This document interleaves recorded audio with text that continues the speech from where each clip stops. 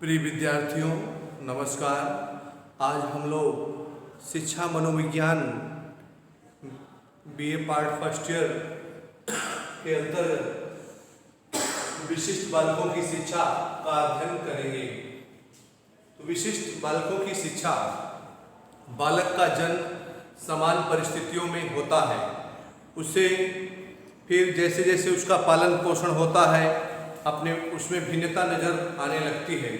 यही भिन्नता उसके दूसरे बालकों से अलग प्रदर्शित करती है। बालकों में होने वाले विकास क्रम में विभिन्नताएं पाई जाती हैं। बालकों में होने वाले विकास क्रम में विभिन्नताएं पाई जाती हैं। तो विकास क्रम में होने वाली ये विभिन्नताएं बालकों में धनात्मक तथा ऋणात्मक गुणों को उत्पन्न करती हैं।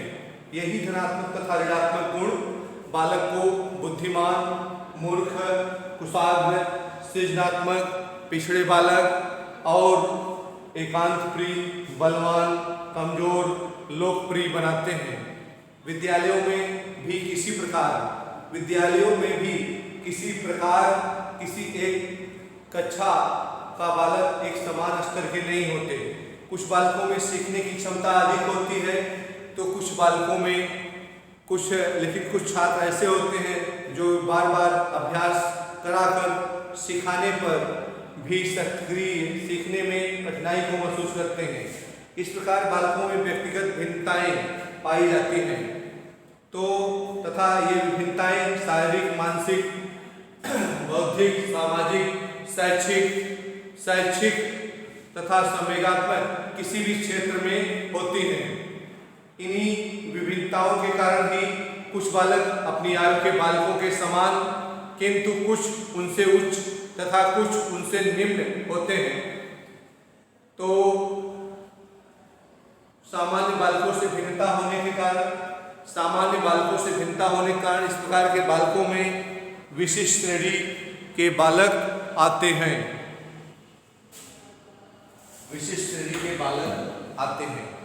तो इस प्रकार विशिष्ट बालक का अर्थ मीनिंग ऑफ एक्सेप्शनल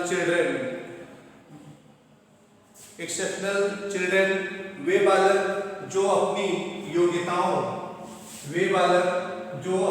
योग्यताओं, क्षमताओं, व्यवहार तथा व्यक्तित्व संबंधी विशेषताओं की दृष्टि से अपनी आयु के अन्य सामान्य बालकों से भिन्न होते हैं।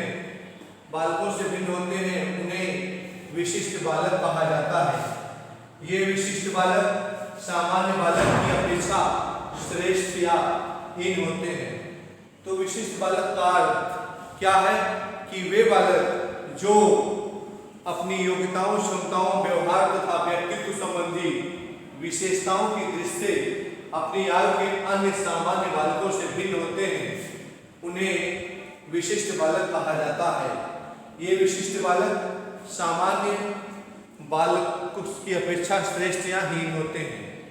विशिष्ट बालकों की परिभाषाएं, तो परिभाषाओं में है क्रो एंड क्रो के अनुसार विशिष्ट या असाधारण शब्द का प्रयोग ऐसे गुणों वाले व्यक्ति के लिए किया जाता है जो सामान्य व्यक्ति या प्रदर्शित उन्हीं गुणों से सीमा तक भिन्न होते हैं कि व्यक्ति विशेष की ओर उसके साथियों को ध्यान देना पड़ता है। इसके कारण ही उसकी व्यावहारिक प्रतिक्रियाएं तथा कार्य प्रभावित होते हैं। तो व्यक्ति विशेष के कारण उसके साथियों का ध्यान देना पड़ता है, तो व्यक्ति विशेष के कारण उसके कार्य प्रभावित होते हैं। टेलफर्ड और शोरे के अनुसार विशिष्ट बालक शब्दावली का प्रयोग उन बालकों के लिए करते हैं जो सामान्य बालकों से शारीरिक, मानसिक, संवेगात्मक, सामाजिक विशेषताओं में भिन्न होते हैं। उन्हें अपनी क्षमता के अधिकतम विकास से विशेष सामाजिक और शैक्षिक सेवाओं की आवश्यकता होती है।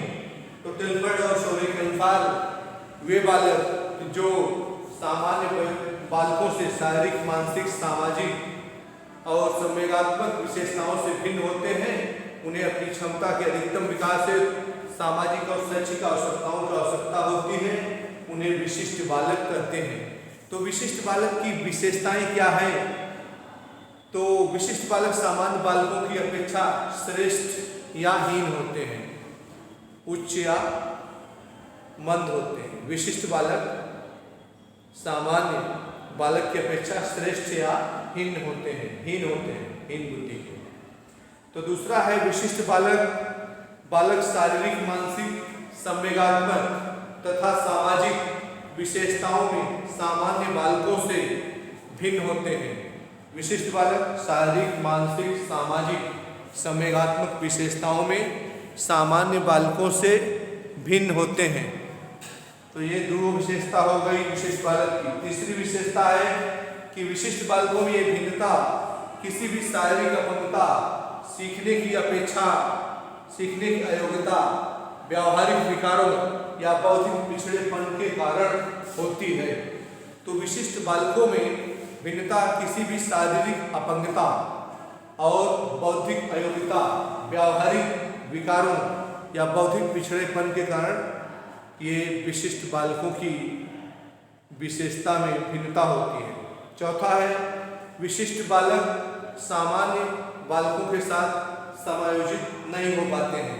विशिष्ट बालक जो होते हैं सामान्य बालकों के साथ समायोजित नहीं कर पाते। पांचवा है कि विशिष्ट बालकों के समुचित विकास के लिए विशिष्ट शिक्षा कार्यक्रमों की आवश्यकता होती है। तो विशिष्ट बालकों के समुचित विकास के लिए, ऑलराउंड डेवलपमेंट के लिए, उनके लिए विशिष्ट कार्यक्रमों, शिक्षा कार्यक्रमों की आवश्यकता होती है। काइंड्स ऑफ एक्सेप्शनल चाइल्ड, विशिष्ट बालकों के प्रकार। पहला है कुशाग्र, बुद्धि या प्रतिभाशाली बालक। दूसरा है सृजनात्मक बालक।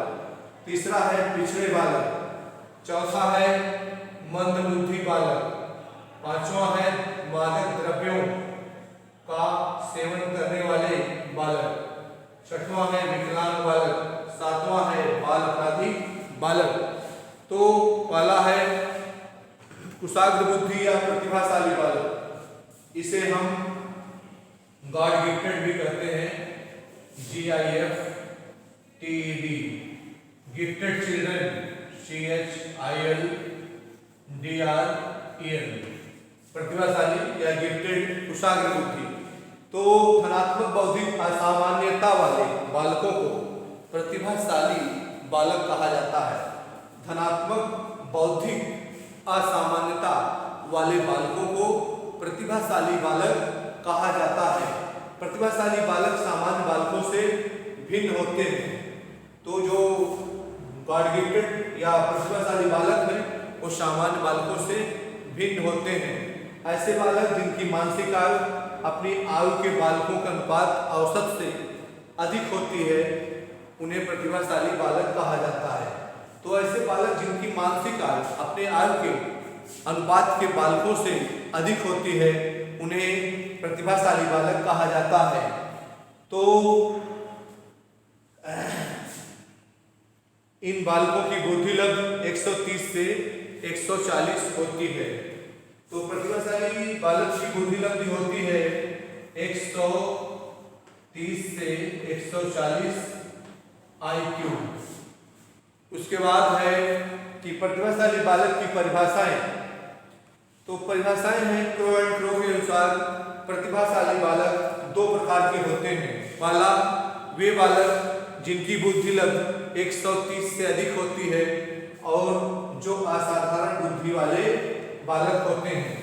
जिनकी बुद्धि लगभग 130 से अधिक होती है और जो असाधारण बुद्धि वाले होते हैं। दूसरा है वे बालक जो कला, गणित, संगीत तथा अभिनय आदि में एक या अधिक से विशेष योग्यता रखते हैं।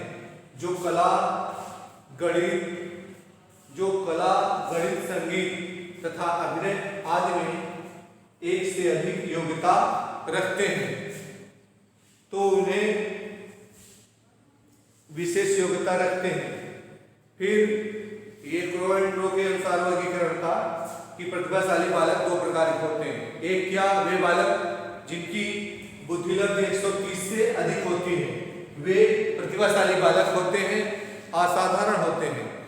और वे बालक, दूसरा वे बालक जिनका कला, गणित, संगीत, अभिनय आदि में रुचि होता है, वे भी प्रतिभाशाली बालक कहलाते हैं। फिर काल्पनिक के अनुसार प्रतिभाशाली शब्द उस बालक के लिए प्रयोग किया जाता है जो वय वर्ग में किसी एक योग्यता में श्रेष्ठ होता है, जो अपने आयु वर्ग के बच्चों में किसी एक योग्यता में श्रेष्ठ होता है, तो उसे असाधारण रूप से हमारे समाज के जीवन के गुण तथा कल्याण के लिए योग देने वाला बनाया जाता है।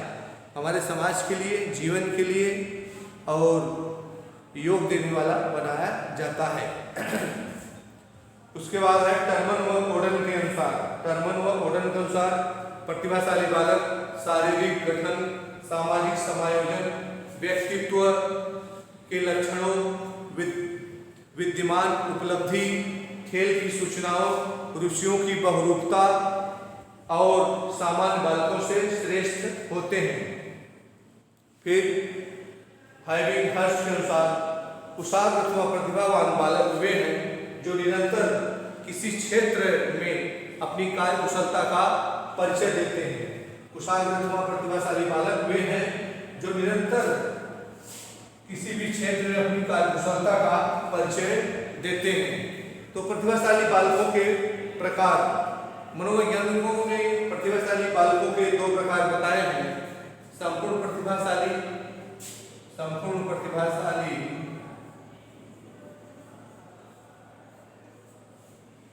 ऑलराउंड गिफ्टेड,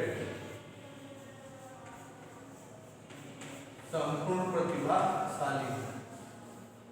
दूसरा है विशिष्ट प्रतिभाशाली। विशिष्ट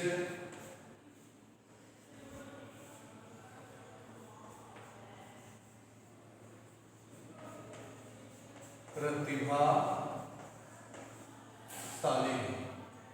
तो मनोवैज्ञानिकों ने प्रतिभाशाली बालकों के दो प्रकार बताए हैं। संपूर्ण प्रतिभाशाली ऑलराउंड गिफ्टेड और विशिष्ट प्रतिभाशाली स्पेसिफिक गिफ्टेड। तो पहला है संपूर्ण प्रतिभाशाली। संपूर्ण प्रतिभाशाली बालक वे होते हैं जिनकी बुद्धि लब्धि उच्च होती है, आईक्यू लेवल उच्च होता है, 130 से 140, कभी-कभी 150 तक भी हो जाता है।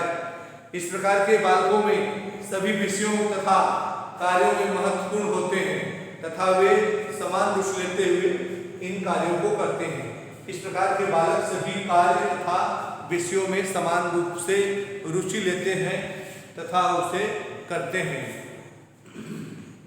फिर नेक्स्ट है अगला विशिष्ट प्रतिभाशाली। इस प्रकार के बालकों की बुद्धि लब्धि उच्च श्रेणी की होती है, किंतु ये बालक सभी विषय या कार्य में सामान्य रुचि न लेकर किसी विशेष विषय जैसे संगीत, गणित, नृत्य, चित्रकला, विज्ञान आदि में अधिक योग्यता रखते हैं। तो विशिष्ट बालक क्या है कि ये किसी एक विषय में रुचि लेते हैं। ये सामान्य रूप से सभी विषयों में, ये किसी एक विषय में, ये सामान्य रूप से सभी विषयों में और ये किसी एक विषय में, संगीत में या गणित में या कला में या विज्ञान में या नृत्य में, किसी एक विषय में रुचि लेते हैं, जो विशिष्ट प्रतिभाशाली बालक है। तो प्रतिभाशाली बालकों की विशेषताएं क्या हैं? प्रतिभाशाली बालकों की विशेषताओं में आएगा, पहला है शारीरिक विशेषताएं। शारीरिक विशेषताएं, फिजिकल कैरेक्टरिस्टिक्स।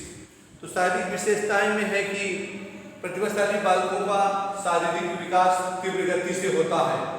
तो प्रतिभाशाली बालकों का शारीरिक विकास, फिजिकल डेवलपमेंट तीव्र गति से होता है। दूसरा है इस प्रकार के बालक जल्दी बोलना, जल्दी चलना, जल्दी शारीरिक शक्ति, जल्दी चलना, अन्य कार्य को भी शीघ्रता से सीखते हैं। तीसरा है इन बालकों की लंबाई, भार, शारीरिक शक्ति सामान्य बालकों से अधिक होती है। उसके बाद चौथा है कि प्रतिभाशाली बालकों के ज्ञानेंद्रियों का विकास भी अन्य बालकों की अपेक्षा शीघ्रता से होता है। फिर पांचवा है ये बालक स्वस्थ, प्रसन्नचित्त, उत्साही होते हैं। तो जो प्रतिभाशाली बालक होते हैं स्वस्थ, प्रसन्नचित्त और उत्साही होते हैं। ये रही शारीरिक विशेषताएं। अब आगे है मानसिक तथा बौद्धिक विशेषताएं। तो मानसिक बौद्धिक विशेषताएं, प्रतिभाशाली बालक सीखने समझने में असाधारण गति वाले तथा उच्च बुद्धि वाले होते हैं। तो प्रतिभाशाली बालक जो होते हैं सीखने समझने में असाधारण गति वाले तथा उच्च बुद्धि लब्धि वाले होते हैं। ये इनका मानसिक या बौद्धिक विशेषताएं हैं। दूसरा है इस प्रकार के बालक तीव्र कल्पना शक्ति वाले होते हैं। ये कल्पना करते हैं, चिंतन करते हैं, तीव्र कल्पना शक्ति वाले होते हैं। तीसरा है कि अमूर्त तथ्यों को समझने वाले, मौलिक चिंतन तथा आत्म अभिव्यक्ति वाले करने वाले होते हैं।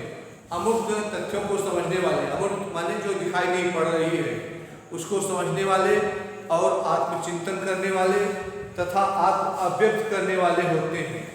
फिर ये बालक सामान्यतः विज्ञान तथा गणित विषय में विशेष योग्यता रखने वाले और सूक्ष्म निरीक्षण शक्ति वाले होते हैं। विज्ञान तथा गणित में विशेष योग्यता रखने वाले और सूक्ष्म निरीक्षण शक्ति वाले होते हैं। फिर इन बालकों का शब्दकोश विस्तृत होता है। शब्दकोश मीन्स डिक्शनरी। ये इनका शब्दकोश बहुत बड़ा होता है और ये कई शब्दों को संग्रह करते हैं अपने मस्तिष्क में। इन बालकों में स्मरण शीघ्र, निर्णय लेने, तर्क करने की विशेष योग्यता होती है। स्मरण और निर्णय लेने, तर्क करने की विशेष योग्यता होती है। अगला है शैक्षिक विशेषताएं, एजुकेशनल कैरेक्टरिस्टिक्स। शैक्षिक दृष्टि से ये बालक कैसे होते हैं? कुशाग्र प्रतिभाशाली बालक। तो पहला है कि प्रतिभाशाली बालक नियमित विद्यालय में उपस्थित होते हैं। जो कुशाग्र बुद्धि के होते हैं, प्रतिभाशाली बालक होते हैं, वे रेगुलर टाइमिंग से स्कूल में उपस्थित होते हैं। दूसरा है कि विद्यालय में होने वाली तमाम प्रकार के प्रोग्रामों, कार्यक्रमों में शीघ्र उत्साहपूर्वक भाग लेते हैं, खुशी से भाग लेते हैं। तीसरा है ये बालक सदैव गृह कार्य पूर्ण करके आते हैं। तो प्रतिभाशाली बालक, ये बालक सदैव गृह कार्य पूर्ण करके आते हैं। चौथा है विद्यालय में अन्य प्रतिभाशाली बालकों से प्रतिस्पर्धा रखने वाले होते हैं, कंपटीशन करते हैं। जो और इनके साथ वाले प्रतिभाशाली बालक पढ़ते हैं उनसे ये अपना कंपटीशन की भावना रखते हैं, प्रतिस्पर्धा रखते हैं। और इसके बाद अगला है समाचार पत्रिकाओं पढ़ने में विशेष रुचि लेते हैं। तो समाचार पत्रिकाएं जो हैं, न्यूज़पेपर्स, रेडियो, टेलीविजन और जो मास मीडिया के साधन हैं उसमें ये विशेष रुचि लेते हैं। उसके बाद अगला है सामान्य बालकों की अपेक्षा कम परिश्रम करके भी कक्षा में सर्वाधिक अंक लाते हैं। तो सामान्य बालकों की अपेक्षा कम परिश्रम करके भी कक्षा में ये सर्वाधिक अंक लाते हैं। अगला है personality characteristics of personality. Personality की विशेषताएं, प्रतिभाशाली बालकों के व्यक्तित्व की विशेषताएं, इनका व्यक्तित्व कैसे होता है? तो पहला है कि ये बालक प्रभावशाली व्यक्तित्व के होते हैं, अर्थात इनको अगर कोई देख लेता है तो इनका व्यक्तित्व आकर्षक होता है, प्रभावशाली होता है, उसे याद हो जाता है कि फला व्यक्ति कौन है। फिर दूसरा है ये बालक उत्तम से ऐतिहासिक निर्णय की क्षमता लेने वाले होते हैं। तो ये बालक जो है उत्तम शरीर के और शीघ्र निर्णय की क्षमता लेने वाले होते हैं। थर्ड है ये बालक स्वतंत्र विचारधारा के आत्मविश्वासी होते हैं, स्वतंत्र विचारधारा के होते हैं और आत्मविश्वासी होते हैं। चौथा है कि जोखिम पूर्ण कार्य करना, जिम्मेदारी पूर्ण कार्य करना तथा बालकों की प्रमुख विशेषता है। जोखिम पूर्ण कार्य करना और किसी कार्य को जिम्मेदारी लेना इन बालकों की महत्वपूर्ण विशेषता है। फिर ये बालक मृदुभाषी, सहनशील तथा शीघ्र समायोजन वाले होते हैं। तो प्रतिभाशाली बालक जो है मृदुभाषी होते हैं, सहनशील होते हैं और मृदुभाषी, सहनशील तथा शीघ्र समायोजन होने वाले होते हैं। अपने आप को वातावरण के अनुसार समायोजित करने वाले होते हैं। फिर अगला है कि विभिन्न विषयों में रुचि रखने वाले रचनात्मक प्रवृत्ति के बालक होते हैं। विभिन्न विषयों में ये रुचि रखते हैं और ये क्रिएटिव माइंड, रचनात्मक प्रवृत्ति के ये बालक होते हैं। फिर नेक्स्ट है कि प्रतिभाशाली बालक, ये बालक कक्षा में प्रायः उदासीनता का अनुभव करने वाले भी होते हैं। इन बालकों में योजना निर्माण की उत्तम क्षमता होती है। तो योजना निर्माण, प्लानिंग की उत्तम क्षमता होती है। तो इस प्रकार आप लोगों ने इसकी व्यक्तित्व संबंधी विशेषताएं देखा। अब आगे हम इसकी नकारात्मक, निगेटिव विशेषताएं देखेंगे। तो नकारात्मक विशेषताएं क्या है कि प्रतिभाशाली बालकों में हठ करना, जिद करना और ईर्ष्यालु तथा स्वपूर्ण व्यवहार करना जैसी नकारात्मक विशेषता भी होती है। तो प्रतिभाशाली बालकों की नकारात्मक विशेषताएं भी हैं। नकारात्मक विशेषताओं में प्रतिभाशाली बालकों में हठ करना, ईर्ष्या करना और स्वपूर्ण व्यवहार करना, इगोइस्टिक जैसी नकारात्मक विशेषताएं भी हैं। हठ करना, जिद स्वभाव के होते हैं और ये ईर्ष्यालु भी होते हैं। और इसकी एक विशेषता क्या है, ईगो, कि मैं हूं, मेरे टक्कर का कोई नहीं है। End ego, super ego, ego का विस्तार होता, अहम की भावना होती है। दूसरा कि ये बालक कक्षा में अध्यापक के आदेश की अवहेलना करते हैं। जो गॉड गिफ्टेड चिल्ड्रन हैं, इनकी निगेटिव विशेषता ये है कि ये बालक कक्षा में अध्यापक के आदेश की अवहेलना करते हैं। तीसरा है कि अपनी कक्षा के बालकों से पृथक एकाकी रहते हैं। तो प्रतिभाशाली बालक जो है अपनी कक्षा के बालकों से पृथक एकाकी रहते हैं। फिर चौथी विशेषता है, ये बालक आवश्यकता से अधिक बोलने वाले तथा अधीरता प्रदर्शित करने वाले होते हैं। आवश्यकता से अधिक बोलने वाले और अधीरता प्रदर्शित करने वाले होते हैं नकारात्मक विशेषताओं में। पांचवा है, विद्यालय पाठ्यक्रम को अपनी योग्यता के अनुपात में सरल समझने के कारण, जो स्कूल का, विद्यालय का, कॉलेज का पाठ्यक्रम है, अपनी योग्यता के अनुसार ये सरल समझने के कारण आलसी तथा अरुचिपूर्ण विषयों में कक्षा कार्य की अधिक करने वाले होते हैं। तो आलसी तथा अरुचिपूर्ण विषयों में कक्षा कार्य की अपेक्षा करने वाले होते हैं। जो आलसी विषय हैं, अरुचिपूर्ण विषय हैं, उसमें ये होमवर्क करने में आलस महसूस करते हैं, अपेक्षा करते हैं। ये बालक लापरवाह, दोषपूर्ण लेखनी, पुअर स्पेलिंग्स तथा कक्षा में ध्यान केंद्रित नहीं करने वाले होते हैं।